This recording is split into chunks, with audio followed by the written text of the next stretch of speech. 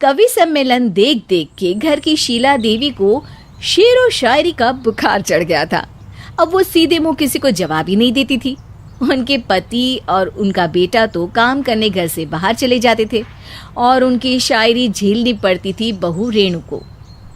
अब सास बोलती नहीं, अर्ज करती थी, संदूक पे रखी संदूक, संदूक में रखे झुमके, बहू झुमके निकाल के दे मेरे, कहाँ लगा रही है ठुमके। माँ जी, झुमके तो आपके निकाल दूंगी मैं, लेकिन आपके दिमाग से ये शायरी का भूत कैसे निकलेगा? छोटे लोग नहीं समझेंगे, शायरी है शौक बड़ा, तू अपने काम से काम रख, मेरे काम में मत टांग अड़ा। शौक अलग बात है, लेकिन हर चीज में अपना शौक डाल देने से जग हंसाई हो सकती है सासू माँ। अरे मैं हूँ एक नंबर कलाकार, कोई ऐसी वैसी बला नहीं, तुम घर के कामों में उलझी, समझोगी मेरी कला नहीं। ठीक है माँ जी, आप नहीं समझती तो कोई बात नहीं, लाओ मैं आपके झुमके ही निकाल कर दे देती हूँ। बहू सास के झुमके निकाल कर देती है और वहाँ से चली जाती है। शाम को बहू अपने पति से शिकायत करती है, सुनिए जी, आप माँ को कुछ समझाते क्यों नहीं? अरे क्या समझाना है माँ को? अरे अपनी शायरी थोड़ी कम करे ना। अरे तुमको उनकी शायरी से क्या दिक्कत है? अरे मुझे नहीं, पर पड़ोस में सब लोग हंसते हैं, कहते हैं बुढ़ापे में लोग सठिया जाते हैं, लेकिन शीला जी तो शायर हो गई हैं। अरे लोगों का काम है कहना, लोगों की बातों का क्या टेंशन लेना। अरे वाह, मैंने भी शेर कह दिया, वाह वाह वाह वाह। देख लो, तुमसे किसी ने कहा नहीं और तुम्हारे सामने कोई माँ की बुराई नहीं करता तो तुमको फर्क नहीं पड़ रहा।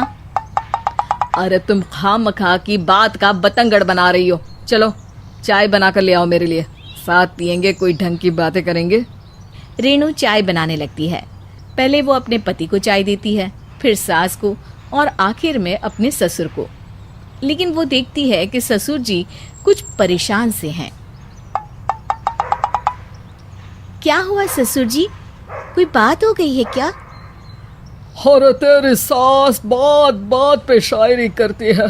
कल मैंने पूछा कि खाना खाया तो तेरी सास ने क्या जवाब दिया पता है? अरे गलती की और आरोपी ने कोड़े खा लिए फटाफट, खाना तो नहीं पर पकोड़े खा लिए झटाझट। अब बता क्या जवाब दूं इस बात का? वो तो सभी से शायरी में ही बात कर रही हैं, मुझे भी समझ में नहीं आता कि क्या करूं मैं। बेटा उसको उसी की भाषा में जवाब देना पड़ेगा।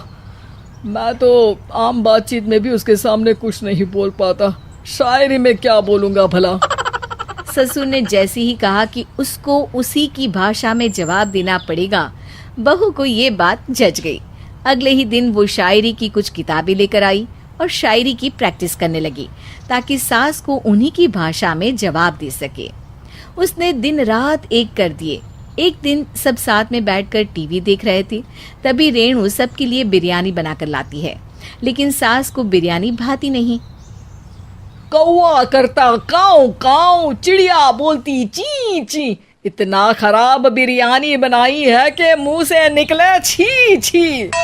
बस इसी मौके का तो बहू को इंतजार था, क्योंकि अब बहू सास को उसी की भाषा में जवाब देने के लिए तैयार थी। माँ जी, हमको अपनी ये बेकार शायरी ना सुनाइए, जैसी भी बनी है बिरयानी चुपचाप खाइए। ससुर जी और रेणु के पति ने रेणु का जवाब सुनते ही जोर से ताली बजाई और सास ने जब रेणु का शायराना जवाब सुना तो उनके गले में बिरयानी अटक गई। बहू ने एक और शायरी का तीर छोड़ा। शायरी में बहू के सामने सास हो जाएगी ढेर, क्योंकि सास मारेंगी एक शेर तो बहू मारेगी 1.25 शेर।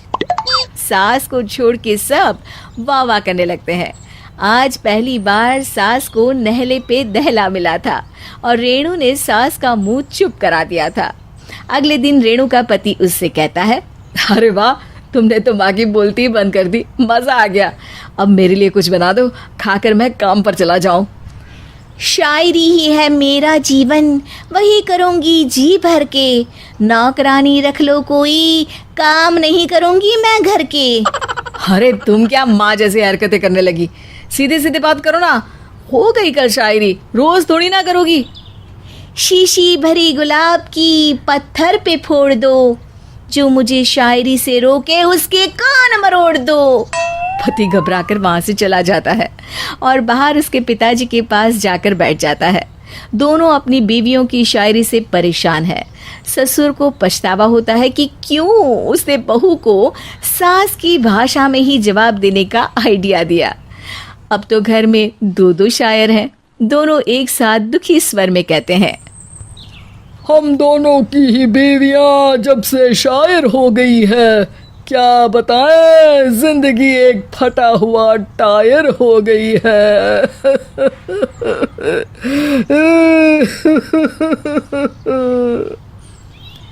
हम दोनों की ही बीवियां जब से शायर हो गई है, क्या बताएं, जिंदगी एक फटा हुआ टायर हो गई है।